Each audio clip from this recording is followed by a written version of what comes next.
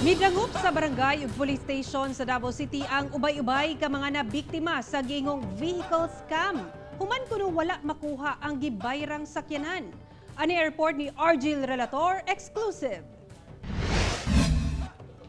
Sa kantidad nga 192,500 pesos, nadani ang senior citizen nga si Joscoro Baleros Jr. nga taga Davao City nga mopalit og surplus nga sakyanan sa auto shop sa barangay Bago Aplaya ning syudad nga unang gipost online.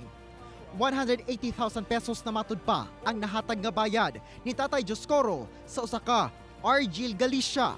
Diin ang kwarta gikan pa sa gilaw niya sa usa ka kooperatiba. Apan wala makuha ang gisaad nga sakyanan. Miingon siya, isa ka buwan na ni sir. Kay October 5 man mi nagtransak adto binayran ay. Pag abot sa November 5, gibalik nako. Miingon siya, wala pa sir kay tuwa pa sa yardahan amo pang gipili. Idagan na po 15 days. Wala gihapon. Samtang kining si Dennis Ray Canchico nga gikan pa og Cagayan de Oro City, 690,000 pesos na ang nabayad kang Galicia alang sa order nga refrigerated van. Apan hangtod sa karon, bisag anino sa sakyanan, wala makita. Ga-expect ko nga makuha na ang unit at since November pa niya till now wala gyapon namo nakuha. Ana siya nga after 1 week makuha, sunod na pud after 1 week till now wala man gyapon. Makapilang higayon na matud pa, gipatawag sa barangay si Galicia tungod sa kadaghang may reklamo sa iyang mga transaksyon, sukad pa sa pagsugod karong tuiga.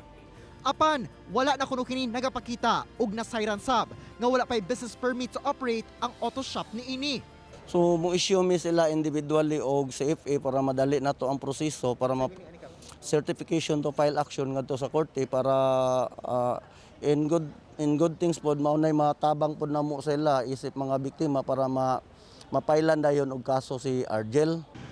Nidangop na sab sa Balyok Police Station ang mga complainant. Nanawagan ang kapulisan ngadto sa uban pang nabiktima nga mopatimaw aron makapalig-on sa kaso. Giadtuan sa GMA Regional TV 1 Mindanao ang maong auto shop. Apan walay tao og nakalak kini.